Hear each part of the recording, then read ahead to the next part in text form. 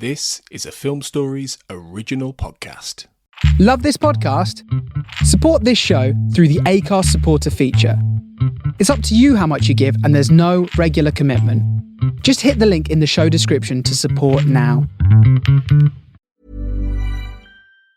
Explaining football to the friend who's just there for the nachos? Hard. Tailgating from home like a pro with snacks and drinks everyone will love? An easy win. And with Instacart helping deliver the snack time MVPs to your door, you're ready for the game in as fast as 30 minutes. So you never miss a play or lose your seat on the couch or have to go head-to-head for the last chicken wing. Shop game day faves on Instacart and enjoy $0 delivery fees on your first 3 grocery orders. Offer valid for a limited time. Other fees and terms apply. This episode is brought to you by Progressive Insurance. You chose to hit play on this podcast today. Smart choice. Make another smart choice with Auto Quote Explorer to compare rates from multiple car insurance companies all at once. Try it at progressive.com. Progressive Casualty Insurance Company and Affiliates. Not available in all states or situations. Prices vary based on how you buy. My dad works in B2B marketing. He came by my school for career day and said he was a big ROAS man. Then he told everyone how much he loved calculating his return on ad spend. My friends still laugh at me to this day. Not everyone gets B2B, but with LinkedIn, you'll be able to reach people who do. Get a $100 credit on your next ad campaign. Go to linkedin.com/results to claim your credit. That's linkedin.com/results. Terms and conditions apply. LinkedIn, the place to be, to be.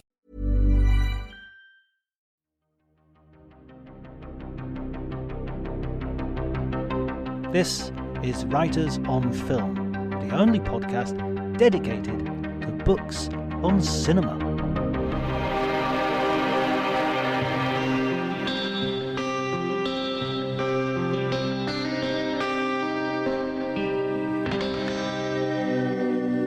Hello and welcome to Writers on Film. My name is John Bleasdale, and today I am going to be talking to Tony Bill. Tony is one of those guests who has to come under the legendary subcategory, I think.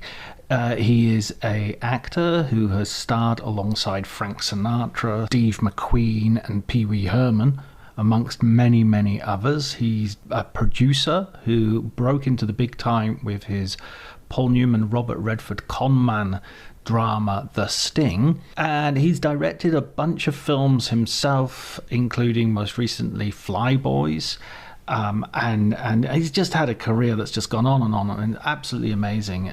You will hear many things in this podcast which will make you make you happy, because this guy's a real insider. He's worked at every level of the business, and this has qualified him to write a book called Movie Speak: How to Talk Like You Belong on a Film Set. It's a lexicon of all the phrases you might hear on a film set, with loads of surprises as well as some you might know, but it's a real education. It's a brilliant book to sort of dip into and impress your friends and colleagues, and especially if you go on the film set, obviously. If you enjoyed the episode, please remember to like, subscribe, and do all those things that you have to do. Then if you wish to follow me on Twitter, I'm around at Dr. Jonty, DRJONTY. But before you do any of that, just enjoy this conversation, which, again, this is a legendary man, and I'm so proud to be able to offer this conversation for you guys.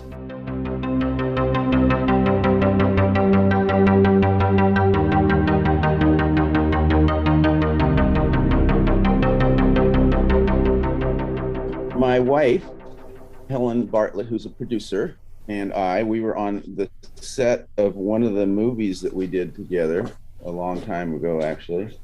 I think it was on the set of Five Corners. And right.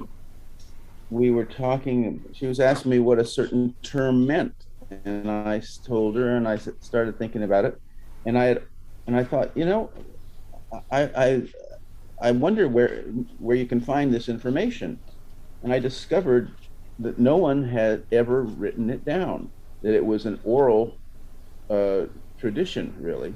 And then I thought, well, I'll start making a list of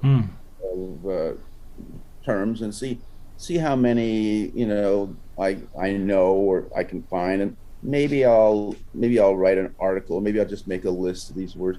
anyway, and then I decided, well, maybe it'd be a book. And then I sent the proposal to a publisher, and they instantly said, "We love it, and let's do it." And then, but they said, "But we don't want just to have a lexicon. We want you to write about yourself and personal experiences and things like that." And I said, "Oh no, I don't want to do that. That's like, I'm not interested in talking about me. I'm interested in doing this research and finding out what these words come from." They said, "No, really, really, we want you to kind of at least do a few chapters." So anyway, that's how the form of it came up. And as I say, I realized that no one had ever written down this language that we use on the movie set. And so there was nowhere to research it. I had no written record of most of these terms. So it took me years, because what I did was when I would direct or produce a movie, or even if I was around somebody who was in the film business, I would use that experience to quiz the crew. And if I heard them say something, or if I wondered what something meant or where it came from, then I would talk to people about it. And that's kind of in keeping with what it is, which is an oral history. And you've had so much experience as well. You're sort of quite uniquely positioned in that you've started off very early on as an actor, right? Yes, and as a matter of fact, now that you mention it, and I never thought about this, I don't think I wrote about this, but when I got into the movie business out of college, I was suddenly transported to another planet, another country, where people spoke a language I had never heard before. So on that very first movie, Come Blow Your Horn, I started being fascinated with this language and these habits. There are certain things, and because I was a newcomer, because I was the totally inexperienced kid on the movie set, the crew kind of took me under their wing, and they would say, "Now don't do this, and do that, and here's how we do." So even then, I was taught a little bit more than I might have if I hadn't been so fresh. How old were you when you first started? I turned 21 or 22. I turned 22 during pre-production. Yeah, just out of college, and you're in this major sort of Hollywood situation, and they're a major film, and you're surrounded by all these sort of protocols and etiquette and this language that you don't understand. Exactly right. And of course, everybody was much older and more experienced than I too. So I was in a group of what would normally be old timers, although they were probably all in their 30s or 40s. They seem old. They seem old to a 22-year-old. Yeah, exactly. And so they take you under their wing, and you have. Did you find that like other actors also had this code, had these words down, or were some of them just sort of drifting through without necessarily being interested in that side of it? No, most actors have a limited kind of lexicon. They have a kind of a limited vocabulary, because you don't need to know a lot of the lingo that the crew uses, when, so to speak, behind your back. They talk to themselves with this language. They don't really need to talk to the actors about it. So the actors tend not to hear a lot of it. But on the other hand, the actors do hear, some phrases constantly, cheat, or, whatever it is. And some directors and some sets have their own little versions of language, but basically these are the words that are kind of universal. They're so universal that they translate into other languages.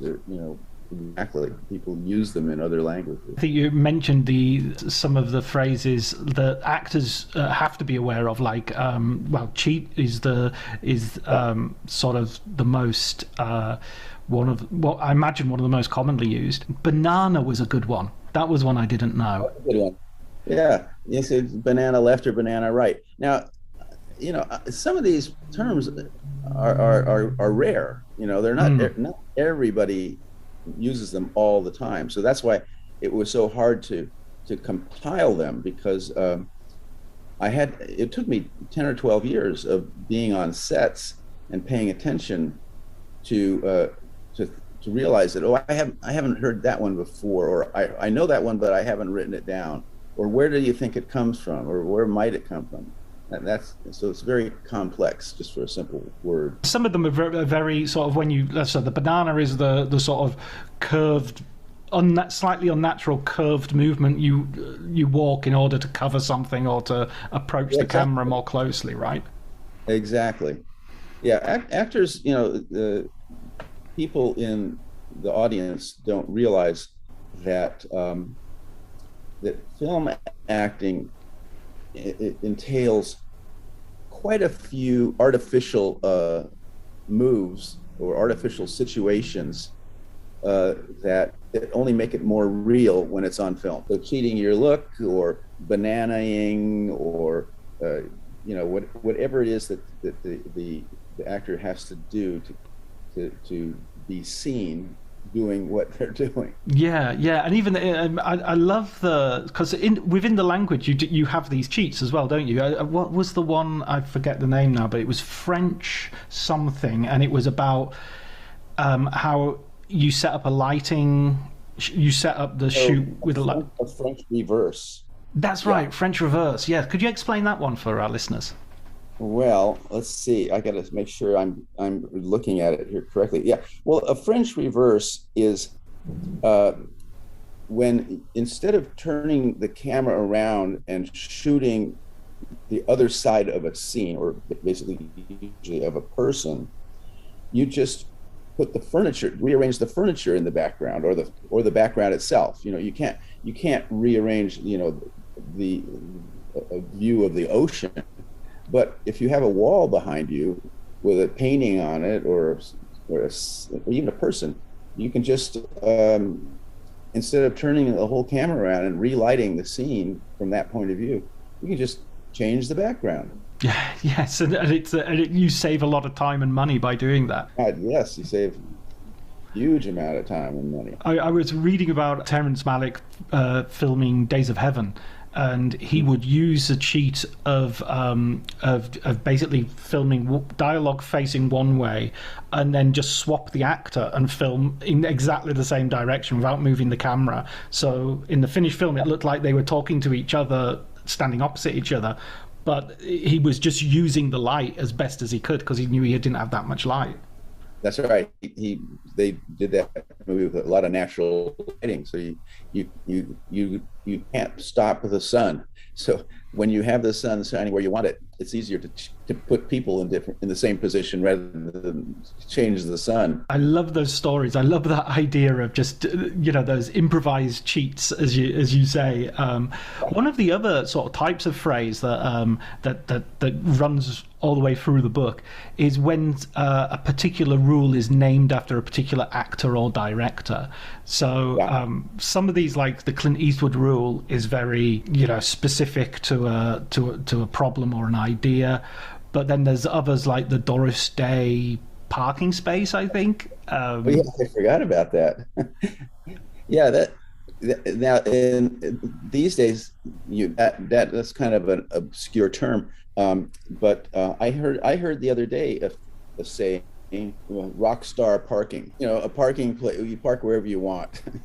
Others are named, not named, but others are hard to replicate today. The Gary Coleman was one that I found funny as well. The Gary Coleman's like a stand, a short stand, and so it's.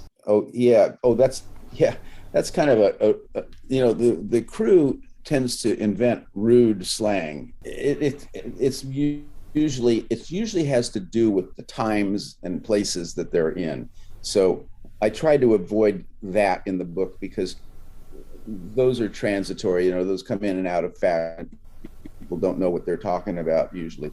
There's just a few of them that refer to people of note, but not much. Tell us a little bit more about your career then, because you moved from acting and you went into you sort of went behind the camera and went into production, right? Yeah, I right out of school, out of college, I got this job, as we were saying, basically starring in a movie. So I was thrust into the center of the culture as well as the work itself, and it was a very interesting experience. It was not exactly the fulfillment of a life's dream for me, because I hadn't always dreamed of being in the movies. I actually wasn't even a movie fan particularly. So it was a new experience for me, not as much a fulfillment of a dream. And so it turned out that being a movie star was not my idea of a great way to live your life. And so I started on that set with Bud Yorkin and Norman Lear, who were the producer and director. I started talking about things that interested me, not the movies as much as other things that were about the movies. And they encouraged me. They said, you should look, if you want to make movies, or you think this would be a good movie, come to us and talk to us about it. So I was encouraged to talk about what I thought might be an interesting subject or an interesting book or an interesting play for a movie, because in those days, this is in the early 60s, movies were made from books or plays. They weren't generally made from original screenplays. There were some original screenplays, but nothing like what we see now. So I, on the other hand, not knowing any better, wondered why hasn't anybody made a movie about this subject or that subject? Why hasn't anybody made a movie from this obscure book, not a bestseller, so on and so forth. And as I mentioned this to my friends, or my contemporaries, who at the time were the Steven Spielbergs and Francis Coppola's and Terry Malick's, my friends, people my age who were not established in the movie business at all, I saw them agree with me. Yeah, that would make a good movie, or yeah, that's a great subject, right? And so they started enthusing about them. And so I thought, well, maybe I know more than I think I do, or maybe I'm, not know more, maybe I'm more attuned to this strange business than I thought I was. And maybe my ideas aren't so dumb as they might be, or not so outside the norm.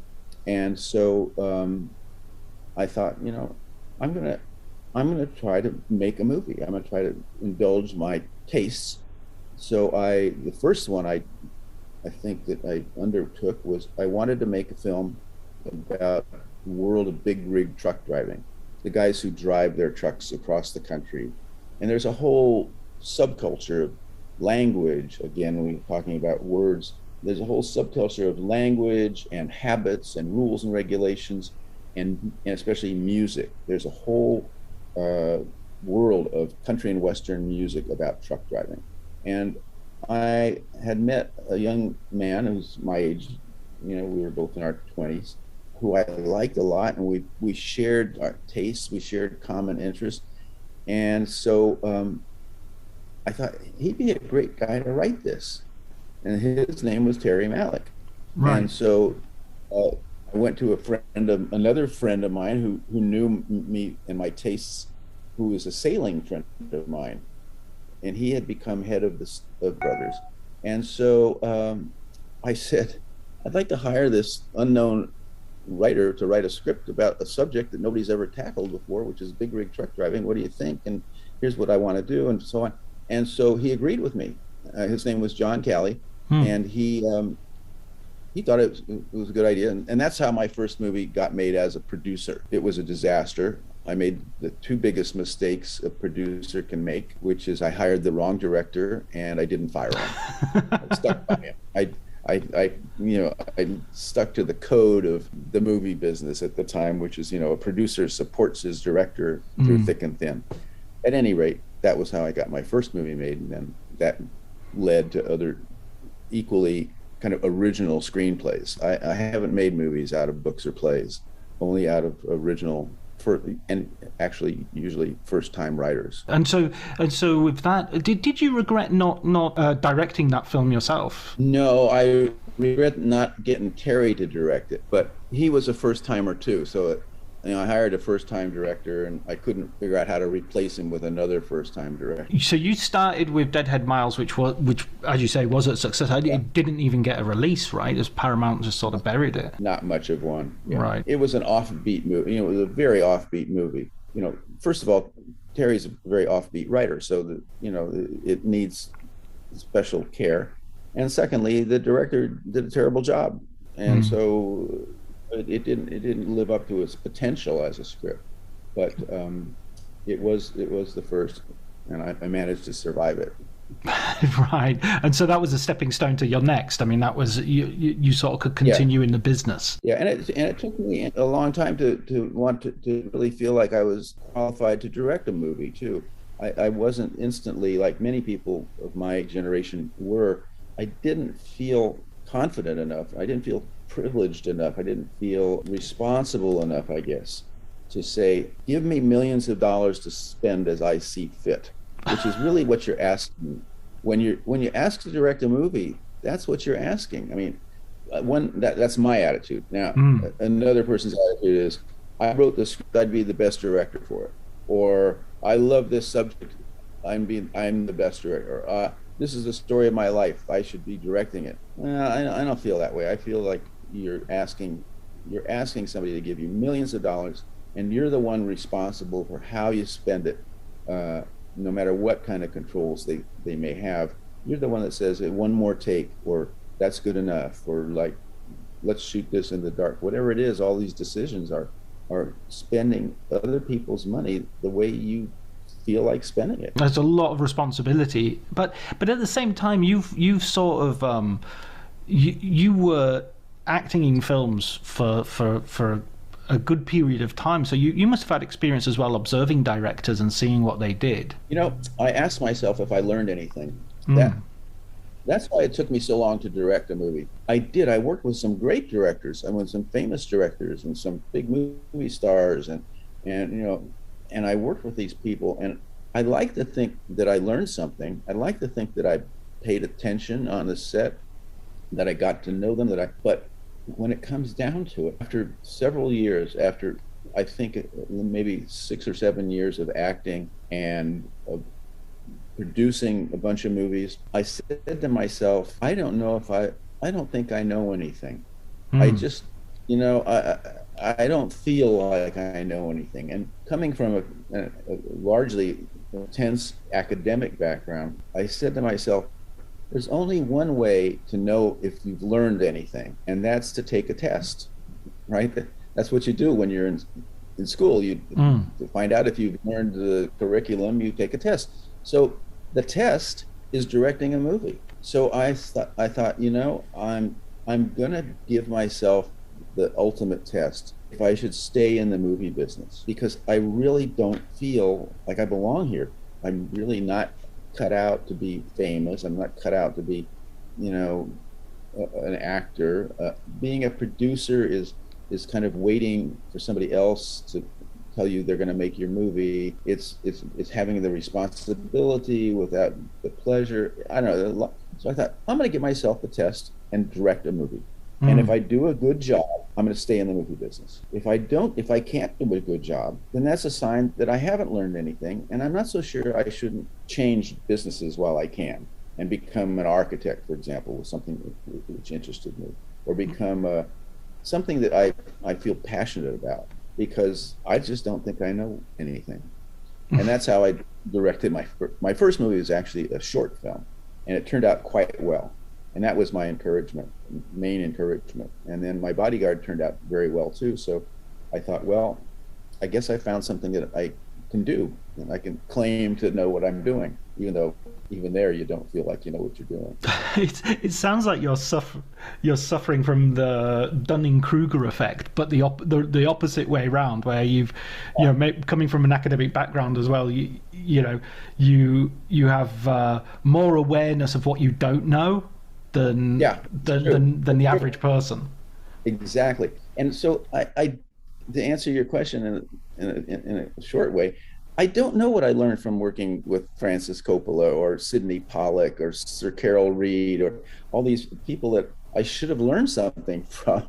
I don't know what I learned. Well, what about fellow actors in that environment? Did you, because you said earlier you sort of didn't feel, in that environment you didn't feel necessarily this was where you wanted to be.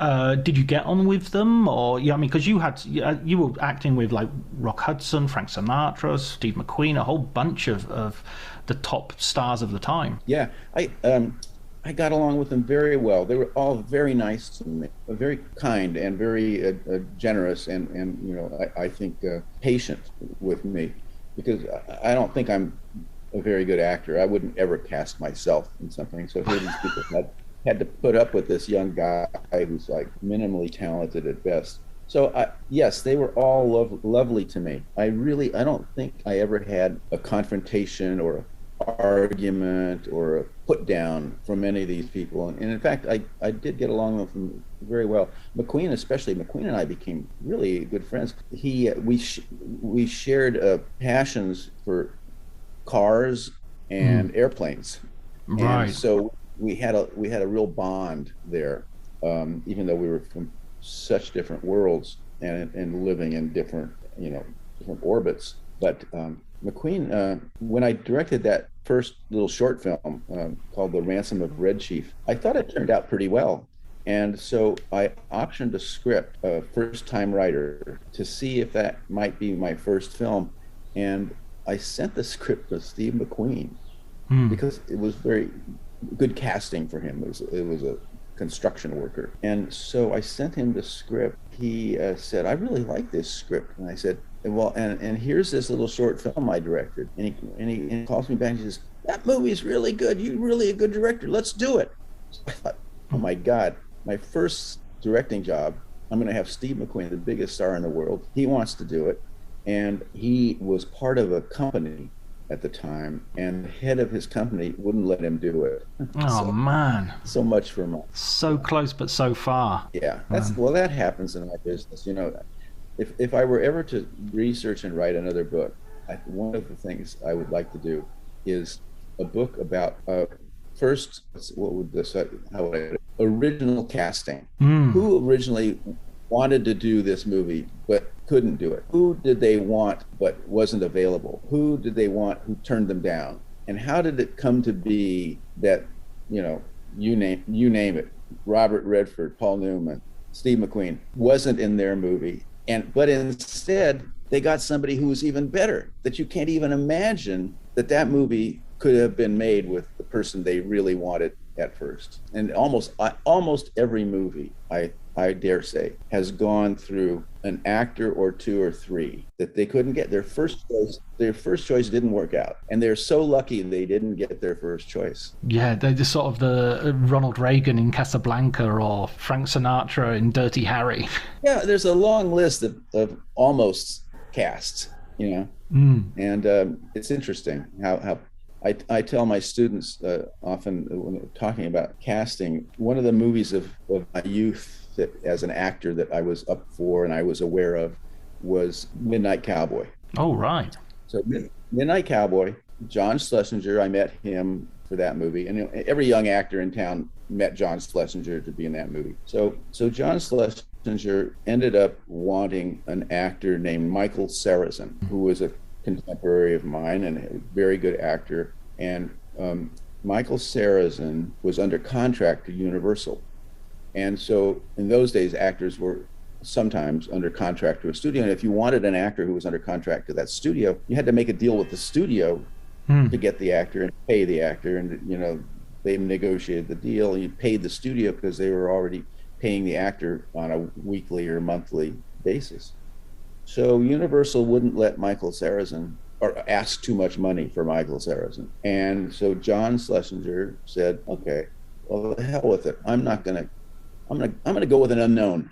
I'm going to go with this kid, John Voight. That's how kind of nebulous and how kind of fragile casting is. If they had gotten their first choice, if they had gotten Michael Sarrazin, we wouldn't be talking about that movie. Not that Michael Sarrazin wasn't a good actor, but he was nothing like John Voight was. And conversely, who knows what his career would have been like if he hadn't gotten the role in Midnight Cowboy. So it's a very fragile world we live in and deal in especially in casting. And there, some people get lucky, like I did, and get cast instantly. Some people spend in effect a lifetime waiting for that role. Like another example is Harry Dean Stanton. I don't know if you know who he was. Yeah, Harry Dean Stanton, right? I mean, one of our great movie actors. Absolutely. Not a leading man, a quirky guy. Every actor in Los Angeles knew who Harry Dean was before the world knew. He was everybody's like, oh man, he's such a good actor. I hope he gets it. And he finally starred in a movie a couple of months before his death. His last movie, I think it was called Lucky. It was, yeah. Right? It's a wonderful movie. He's great in it, of course. But that's how long Harry Dean waited to get that role. To have a proper lead role in a film. Yeah. That's amazing. That's amazing. He's such a... There's a new documentary I just watched with him in it, and it's just about his life. And to hear him singing as well, he's got a beautiful voice, and he sings these Spanish language, sort of Mexican songs that are, Yeah. He's got a real passion for. You know more about movies than any 10 people I know. Well, I interviewed the director of that film. I'm trying to remember what his name is. He was in Zodiac. He played one of the suspects in Zodiac. I'm just going to Google it. John Carroll Lynch. I hadn't even Googled it. It just came back. Just typing made it.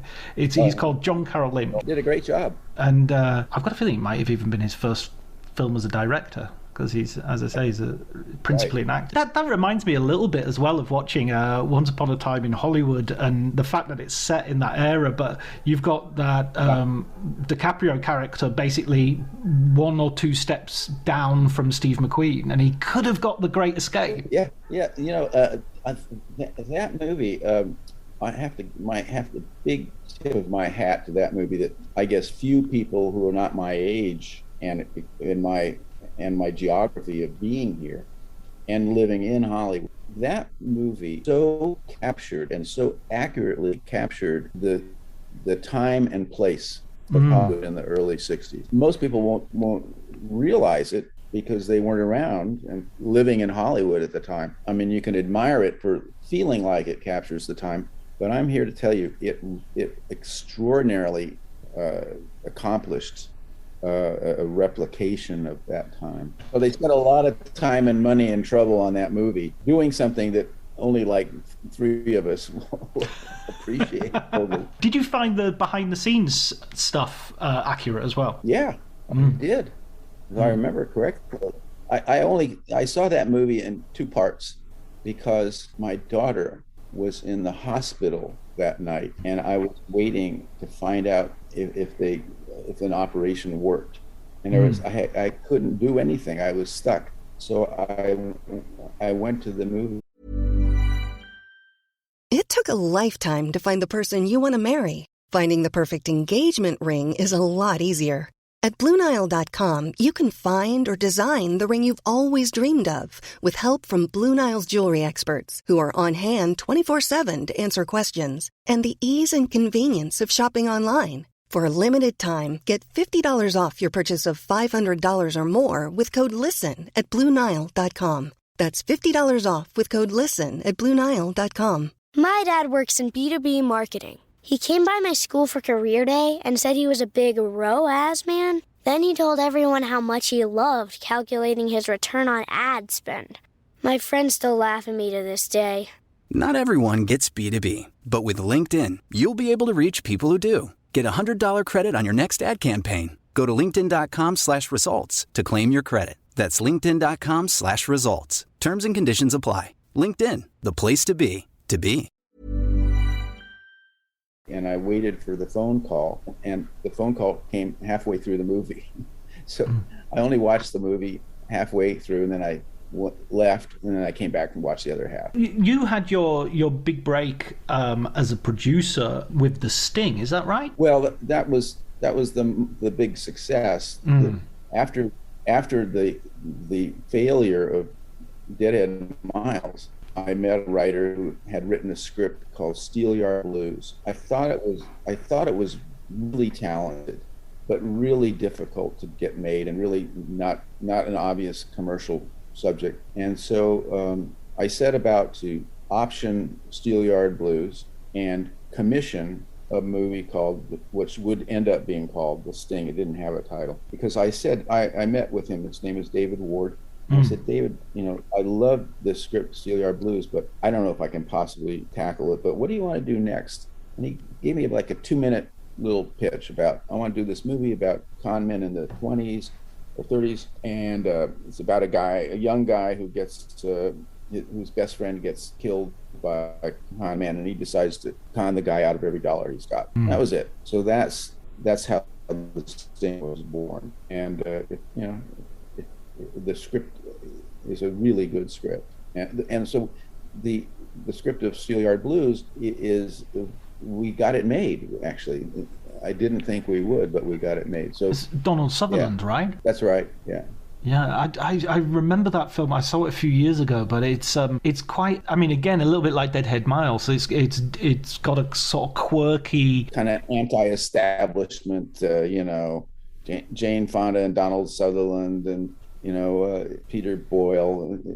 It's a little bit goofy, right? And so very delicate subject matter. Yeah. I mean, it's sort of it's funny watching that those sort of late '60s, early '70s films now, because they're so sort of plugged into their time. Yeah. Something. Anyway, those are my first producing efforts. And when you as a producer, and in terms of to bring it back a little bit to the book as well, did you find yourself in another kind of language? Was that a totally different sort of world, or did you find yourself on set quite a lot? How were you in terms of your involvement with the films? Every film was different.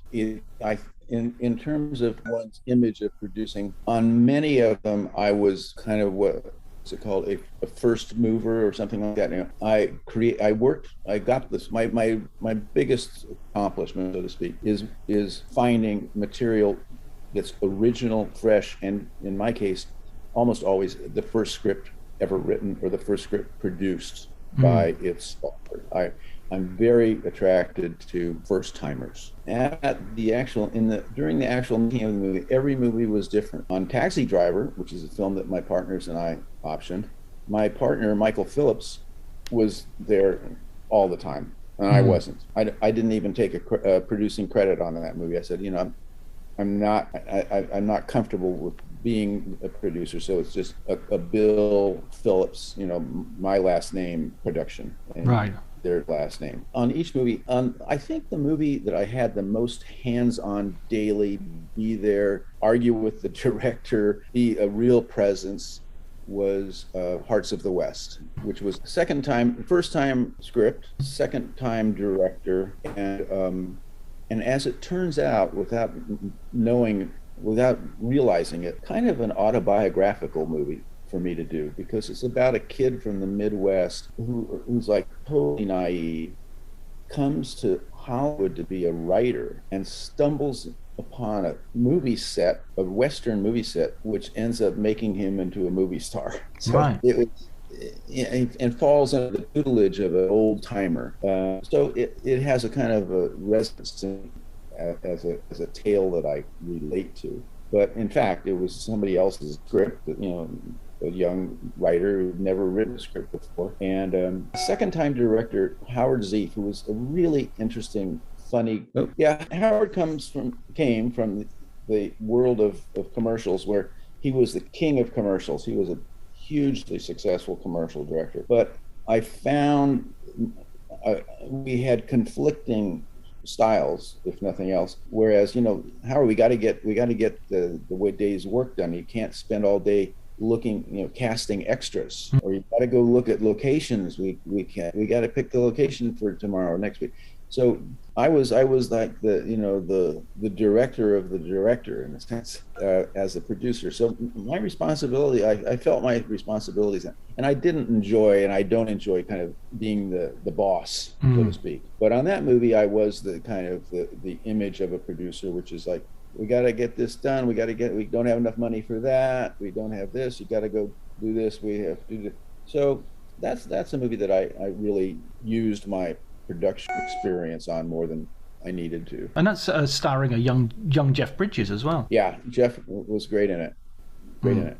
Jeff Bridges, by the way, speaking of casting, if we had cast The Sting the way it was written, and if I could imagine right now who we would have cast, we would have cast Jeff Bridges and Lee Marvin as those two guys. That's the way the script was written. The script was written about a young, almost innocent, naive kid whose best friend, whose friend is killed, and decides to go after the guy who killed him by conning him. And he goes to this retired geezer, doesn't even want to do it anymore, and talks him into helping him do it. Now, the movie casts Redford as the kid and Newman as the geezer. Well, you won't remember, but there are several points in the movie, in the Sting, where Newman refers to Redford as kid. He says, "We're not as smart." Redford says, "We're not as smart as we think we are." And Newman says, "You never are, kid." Well, that's just a vestige of the language of the script that he calls him kid, because they're almost the same age. So ideally in casting, it would have been Jeff Bridges and Lee Marvin. And I often kind of regret that it's not. Yeah, I could definitely see it. Yeah, I could definitely see a great version of The Sting with those two in the main roles. Yeah. So you never know. You never know. When you start to make a movie, you just never know how it's going to turn out. You never know who's going to be in it. You never know if you made the right choices on a daily, hourly basis, but sometimes you do. William Goldman's maxim, nobody knows anything. Yeah. Relating to that, have there been times in your career where you've been really surprised at sort of the reception of a film? 100%. I think to continue the Sting analogy, one of my best friends was a really smart producer, not a successful one, but a really smart one. And so when we screened The Sting for the first and only time for the public, I invited him to come to the screening with me, and I'll never forget, we walked out of the screening, and it was like, "Well, how'd you like it?" "I don't know. What do you think?" "What do you think?" And I said, "I think it'll do well. I think if we're lucky, it'll do kind of almost Butch Cassidy business." And Butch Cassidy was pretty successful, but Sting was much more successful. So even after you see it, you don't know, much less all the way along the way. And then there's the movies, that you think are going to be successful and they bomb. And it's just, I don't know. I think there are people, who they have enthusiasm more than instincts, but there are people that kind of think the movie's going to do as well as it does. The story that I think illustrates that was David, what was his name? I'm trying to remember the guy's name who was head of Paramount for a while. It doesn't matter. Somebody asked him, somebody asked him as he was retiring from being head of Paramount, how do you think, you did? What do you think of your legacy? He says, "I'll tell you what, if I had made all the movies I down and turned down all the movies I made, it would be the same. It would be wow." So that's where he came down on being able to call your successes. And I get it. Yeah. Looking back on it, I might say the same thing. If I made some of the movies that I read and passed on, or if I had passed on some of the ones that I made, I think I'd be about the same. It gets to that point where, there are those books by, Thinking Fast and Thinking Slow, that idea of lots of experts basically don't do as well as a 50-50, just random choice. They don't perform as well as that, even to the point of things like, heart surgeons and, should we operate, shouldn't we? And the expert consultants don't their results are exactly the same as random. That's right. And by the way, I haven't made that many movies that I can claim to even be part of that club. David Picker is the guy I'm thinking about. He's a wonderful producer. I had lunch the other day with my old friend Mike Medavoy, and we were talking about movies that he's had a hand in, and his list of movies is like endless. That as a producer or as a studio head or as people that he claims responsibility for. I mean, that's a record you can kind of decide whether you should have made this one or shouldn't have made that one. And he's sort of his idea is that a third of them are great, a third of them are okay, and a third of them are terrible. It's just like that's the division. That's about. I think that's probably pretty accurate. One thing is sure: no one bats 1,000, as they say in baseball. No one makes hit after hit, and no one makes even success after success, or even really a really good movie all the time. Spielberg's got some movies that barely saw the light of day. Yeah, I mean, Spielberg definitely sort of has a great batting average, to continue the metaphor, but at the same time, you do think, well, after a certain point, you've got all the advantages as well, so you should have made a better movie than the BFG or But you had everything available to you. Come on, man, do better. Sorry, but Stephen. That answers your question though about do you know it's going to be do you know it's going to be a success? I don't. I think everybody there's an old saying in the movie business that it's not appropriate, but people say it. They say nobody sets out to make a bad movie, and that's kind of a lame excuse for making a bad movie, but it's true. You don't set out to make a movie saying, "Oh, I'm going to make this. It's going to be crappy." You do set out often to say, "This is never going to succeed. We're going to do it anyway." Steve, the guy I knew that was the embodiment of that attitude, apart from me, is Sidney Pollack. Sidney thought, and I didn't talk to him about every movie, but I was good friends with him. We talked his movies a lot, and Sidney was just sure that something was never going to work. I mean, the perfect example was he was so miserable. I remember making Tootsie. He thought that he was suicidal over Tootsie. He thought it was never, ever, ever going to work. It was a disaster. Didn't get along with Dustin Hoffman. Didn't think it was going to be funny. It was a kind of absurd premise, and of course, it's one of the great movies. And he also felt the same about The Way We Were. Yeah. He didn't have an ending for The Way We Were. He didn't know how to make the movie. He didn't think it was going to work. So, well, you just kind of the train is on. You're on the train. You just can't get off once you start making the movie, and it becomes obvious to you and horribly apparent that you never should have started this thing. We never should have started doing this movie. There's no cure for it. It's going to be a disaster. My career is over, yet I have to finish it. And this is a very common feeling, very common. I mean, among all artists too. I mean, you can ask songwriters and poets and painters, but in the movies, it's particularly weighty because you've got hundreds of people working on a movie. You've got millions of dollars at stake. You've got a lifetime of reputation of your own and other people, and you wake up at night and you say, "There's no way anybody's going to go see this movie. It's a disaster." You just have to muscle. You just have to go ahead and finish it. But this is very common. And then there's another school too, which is at least I have to believe that is the people who think everything's going to be a hit. This is great. This movie is great. We're doing great. My actors are great. The script is working. And there are directors who feel that way, and they're not always right either. Who? Yes. Could you think of an example of one of those? Mark Rydell. Very, very enthusiastic. Right. Yes. There's not many though. Yeah. It's more glass half empty. Yeah, well, it's a way of looking at life too, as you say, glass half empty. And it's wonderful in a way to be enthusiastic all the time. But I would bet that if you did a poll of directors, you would find that almost all of them just feel like if I can just get through the day, one more day, I just got to get today's work done.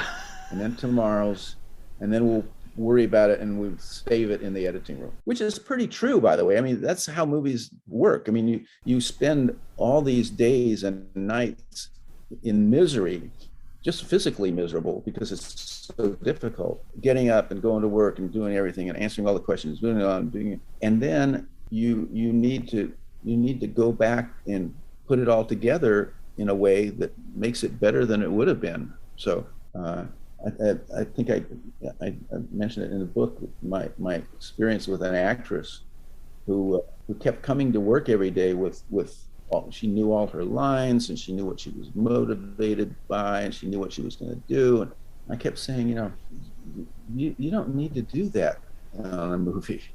It's not like a play. And we're not making a movie here on the set. We're just shooting a lot of film, just shooting a lot of stuff, good stuff, bad stuff, accidental stuff we never thought we'd do, stuff we rehearsed. And then we're going to go back to LA, and I'm going to make a movie out of all that stuff. And that's how they're made. People don't understand that. George Lucas said, I shoot things so I have something to edit. That's good. By the way, I just saw a lovely documentary about the making of American Graffiti. If you haven't seen it, it's out there on YouTube, I think. It's a little like an hour-long doc about the making of that movie, and it's really such a great lesson in how fragile it is to cast and make a movie, especially one that doesn't contain movie stars, commercial elements. It's original, fresh. It's a real and how long it took to get that movie made, how many times it was canned. It's a lovely little documentary. You'll love it. It's great. And you were producing throughout the 70s and you started directing in the 80s, but you were still appearing in films, still acting in roles all the way through, right? You were in Shampoo with the Hal Ashby film, and that was a total accident. I have no idea why anybody would cast me in something. It would pop up every few years. Somebody would want me to do something, or I would do something. It was just, I don't know why in the world they ever thought of me for something. In terms of Shampoo, that was less of an accident in a way. They had started shooting, I believe they're ready to shoot or started shooting that movie. They needed to replace the actor that they had originally cast, and I see. Warren Beatty knew me enough to kind of know me, we had met. The role was of a TV producer, and for whatever reason, somebody said, well, how about Tony? Maybe he can act in this thing, and he is a producer, and he kind of looks like the guy should, all of this confluence of accidents happened all at once. And so, and I was available because I had just finished shooting Hearts of the West. And so I got invited to the party, and it was great. That's such a great film. That's a really, again, a real film of its time, but one that... I guess it is. I got to look at it again. It's weird because it's one of those films where you think Warren Beatty is the star. It's, Warren Beatty and Judy Christie, but I end up having real sympathy for Judy Christie's husband. Oh, yeah. Oh, no, I'm not sure if they're husband or her older establishment sort of guy. Jack Warden. Jack Warden is the funniest person. When you're making a movie, one of the fun things about acting in a movie is that a lot of the time you're not doing anything. You're sitting around. So sitting around with Jack Warden was the funniest experience I've ever had, being on the set with him. Oh, yeah, exactly. Stories and just a funny guy. I always think that about some actors. Whenever there's an actor who seems to be getting a lot of work and appears to be in everything, I always think to myself, I bet they give good lunch. Yeah. I bet they're good to be around. So it's like, yeah, let's get him on board again. If we're going to spend 20 weeks in Mexico, we might as well do it with so and so. You're so right. There's nothing better than to be amused. There's another book, by the way. When you're sitting around on a set, not just with actors, with the grip, with the camera, you hear stories because they've all worked on other movies. They've all worked with other people. They've all had adventures. And a book called something like tales from the crew, right, would be so amusing. It's so much fun because they're talking about stuff they're privileged to talk about. They're stories that you never hear in public about the actors they've worked with or the directors or just the day that they had to get through and do something. They're just the best stories. That would be amazing. I've got a horrible feeling everybody will be, lawyered up and NDAs will have to be signed and all the rest of it. So you won't get them like you used to once upon a time. But wow, that would be great. I remember talking to someone and they told me about an actor and they started telling me nicknames of people that the crew had for certain actors. And I can't repeat any of that because it would definitely be libelous. I know. I don't think you could do it justice, but it would really be fun to write that book. And then and another film in your, because it's just like that filmography is so fun. Yeah, I mean, you have Pee-wee's Big Adventure, which I thought, wow, I love that movie. There's another accident of casting. Why? How did they want me to do that? Well, what happened was my friend Bob Shapiro was producing it. When he first read the script, he sent me the script and asked me what I thought of it and if I would be interested in directing it. And I said, this is not for me. This is a wild script. But when it came back, I ended up getting it made. They did the same thing. Who we're going to get to play the head of the studio? Oh, well, Tony can act like a studio head. Let's get him. So that was another completely accidental casting call that just happened. And it must be great because it gives you the opportunity to work with so many great people as well, and it's like I don't know, it's like an old pro keeping his hand in. Well, that's kind of true. But I'll tell you something else about it that interested me for another kind of equally quixotic reason. Somebody thought of me for a movie for television, which is a film about a guy, a nice guy who turns out to be a murderer, right? And so that was the role. So that was good casting for me. And they were doing it, and for whatever reason, they thought of me, and I said, great. And so when I went to do it, I thought, I'm always telling young actors, when I work with non-actors or first-time actors, I have a kind of mantra, which is, don't let me catch you acting. So, right. And then you can talk to non-actors that way. We can't talk to a real actor that way. So I thought, I'm going to take my own advice on this movie. I'm going to show up and I am not going to do anything. I am not going to act. I am not going to try to impress the director. I'm not going to try to give a good performance. I'm just going to show up and say the lines, and if the director says, well, do more or do less or do something different, then I'll do it. But I'm going to free myself of any thought of ever working again, because every actor has a little devil on their shoulder saying, you better be good, you better give a good performance, you better be great, or you're not going to work again. You're never going to work again. If you're bad, you've had it. So I was free of that pressure. I didn't care if I ever worked again as an actor. And so I'm just going to show up, say my lines, and go home. And if anything else the director will ask me to do, I'll do it. And that's what I did. And I was really good. I thought to myself, you never like yourself. No actor likes to watch themselves, and you always hate them. And so, but I looked at it and I thought, wow, I took my own advice and I was pretty good.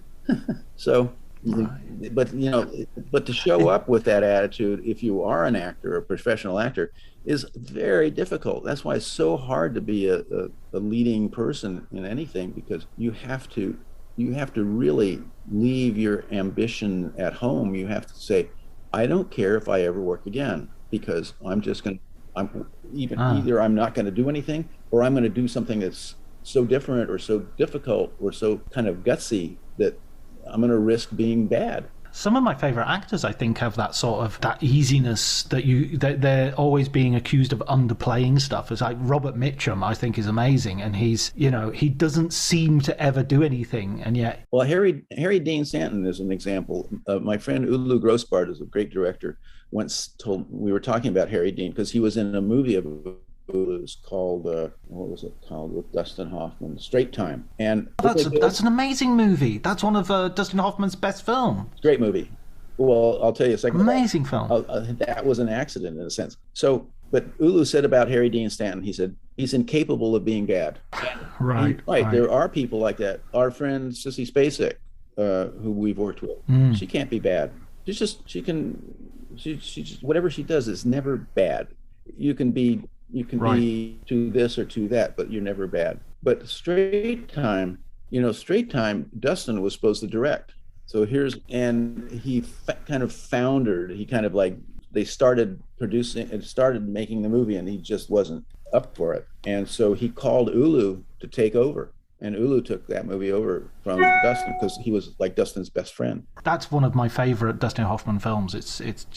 I don't think it has the reputation it deserves. It's just utterly brilliant. Harry Dean Stanton's wonderful in it. Gary Busey's in it, I think. You are a walking, talking encyclopedia. I can't believe it. I think you're right. Yeah, I think he is. And there's a actress who's in it, which it might be her first.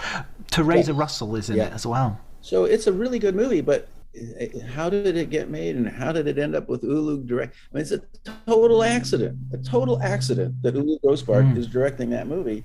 And it wouldn't have happened if he hadn't been best friends with Dustin Hoffman, and if Dustin Hoffman hadn't failed, is not the right word, but hadn't stopped directing it. It's an accident. It's a total accident when a movie turns out well. Not just one accident, but a whole a repertoire of daily accidents. Something happens and you can't shoot that location, so you shoot in a different one. Something happens and the actor got sick that day, so you had to. It's day in and day out. It's a series of accidents. And matter of fact, my favorite definition of directing was at least attributed to Orson Welles. The director is the person who presides over the accidents. That's the best definition of directing. That's brilliant. That's in the book. I recognize you quoted that in the book. A title for your next book has got to be A Repertoire of Daily Accidents. Thanks so much for talking to me, Tony. I've got one more last question, and then I'll let you go. Is there a book about movies, a film book, that you would like to recommend to our listeners? You can recommend any, or you can recommend more than one if you prefer. But is there a book that you've read about the film world that you think, this is one of the books that people should read? It's on my shelf. Can I take a second to go get it? Because I want to quote it accurately. Yeah, sure. Okay. This, I think, is one of the best books about the movie business and making movies and so on and so forth. It's called Pictures at a Revolution. Pictures at a Revolution by Mark Harris, who is a great writer. And it is relevant to its period. It's about 5 movies that were made in 1968 and how they got made and so on and so forth. And it just captures the period of time and the kind of zeitgeist of making movies. Now, it's not really about the daily making of movies, but I think it's the most terrific book I've read about the movie biz and movies. The 5 movies that were made, all in 1968, were Bonnie and Clyde, Dr. Dolittle, The Graduate, Guess Who's Coming to Dinner, and In the Heat of the Night. And they all represent a different style of movie and a different era of movies. That Mark Harris's claim, his premise here, is that year marked a turning point in the making of movies. The old Hollywood movie represented by Dr. Dolittle or Guess Who's Coming to Dinner, and the new Hollywood being Bonnie and Clyde and The Graduate, and somewhere in between, In the Heat of the Night. So I really love this book. So that's my reading recommendation. Wow, that's great. That's a fantastic book. Thank you so much, Tony. And thanks so much for joining us. I hope you write that next book so we can talk some more.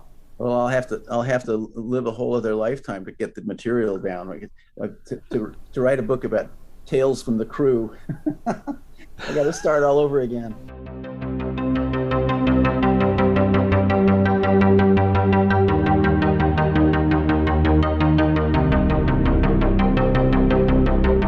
So that was me talking to the wonderful Tony Bill. I hope you enjoyed it. I had an amazing time chatting with him, and we really, so many funny things, so many wise observations. I mean, this is a guy who's seen it all. He's the guy who, if he tells you Once Upon a Time in Hollywood is pretty accurate, you can believe it. So all that remains for me to do is thank Ali Howard for the art, Ellie Atkins for the music, wonderful music, I love that music, and thanks to Tony Bill for talking to me. Go out and buy his book, it's amazing, or stay in and buy his book, buy it online if you wish. Great. So thanks for listening, and I'll see you next week, I guess, unless other things happen. But anyway, we'll speak soon.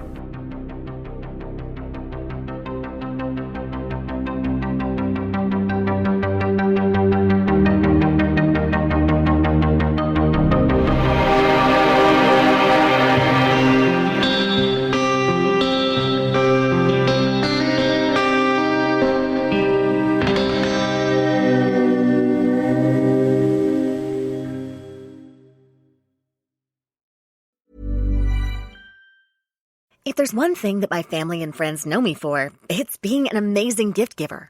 I owe it all to Celebrations Passport from 1-800-Flowers.com, my one-stop shopping site that has amazing gifts for every occasion. With Celebrations Passport, I get free shipping on thousands of amazing gifts. And the more gifts I give, the more perks and rewards I earn. To learn more and take your gift giving to the next level, visit 1-800-Flowers.com/ACAST. That's 1-800-Flowers.com/ACAST.